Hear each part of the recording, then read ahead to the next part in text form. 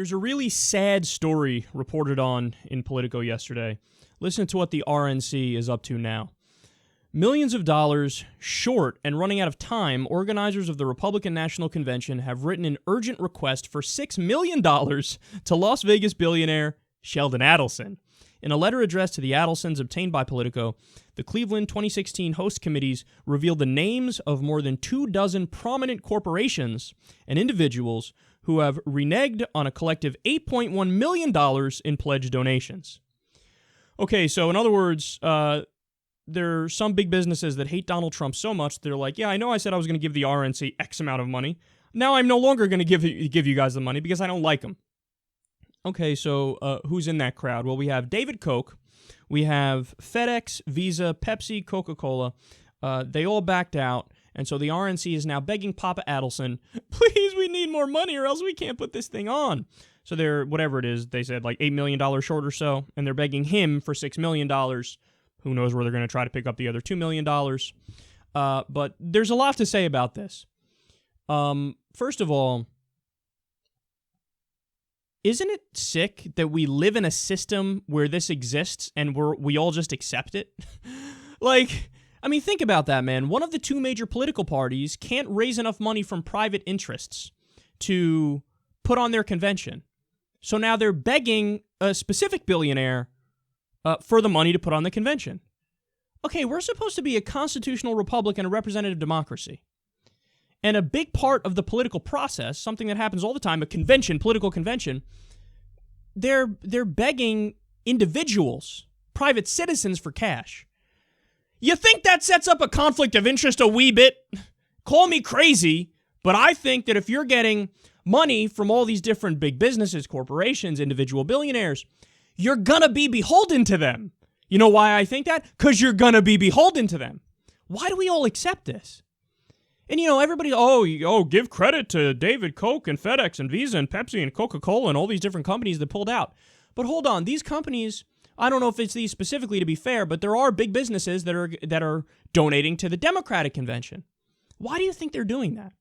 They're doing that because they think Hillary Clinton and the Democrats this year, this time around, this election, they're going to play ball. So yeah, donate to them and it's all good. Well, that sickens me more than the fact that they pulled out of this. Like, I think I'm more angry at the Democrats in this sense. I want the donors and the sponsors and the wealthy individuals to pull out of giving private money to these things because I know they want something in return. Well, you don't think this leads to these companies getting some sort of special subsidy or welfare check, corporate welfare check, or tax loophole? They shove more shit in the Cayman Islands or Bermuda? No, that's exactly what it leads to. You'd be crazy to think that's not what it leads to.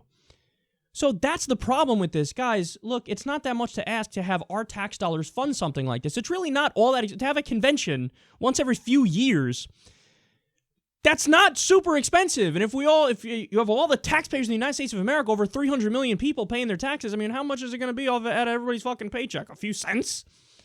See, if we do that, the politicians are much more likely to represent us.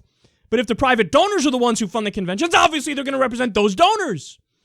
So to hear that donors are pulling out of the Republican convention, I say good. I want them to pull out of the Democratic convention too. I don't want private donors to fund these things. I mean, this should be common sense, man. These are supposed to be representatives of the public, and they're going to private special interests for the money. They're going to represent those special interests way more than they're going to represent a random grandpa in Kentucky. I would rather them represent the grandpa in Kentucky. So they have to beg Sheldon Adelson.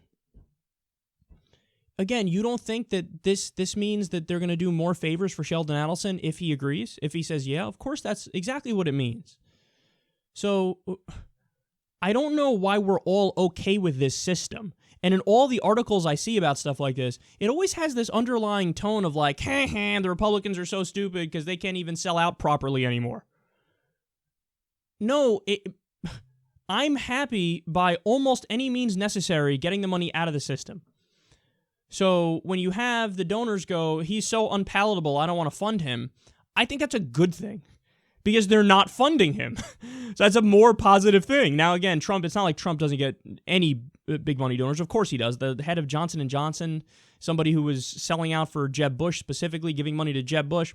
Trump ripped Jeb Bush for taking money from this guy, calling him a puppet of this guy. Now that guy leads his fundraising efforts. So he is bought by different big business interests. But yeah, the more that pull out, the better. Because then at least the chances increase a little bit that, hey, maybe he'll actually represent the people. Maybe they'll actually give a shit about Americans as opposed to these powerful, powerful corporate interests. So, on the one hand, is this sad? Of course it's sad.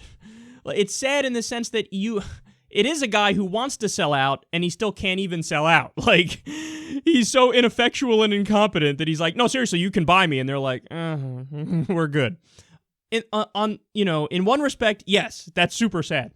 But on the other hand, like I just described to you guys, the net effect is actually better because I want less private money in the system, more public money. Let's just ban private money in our political system and make it so that it's clean elections, always publicly funded. Then the politicians will be much more likely to represent the people.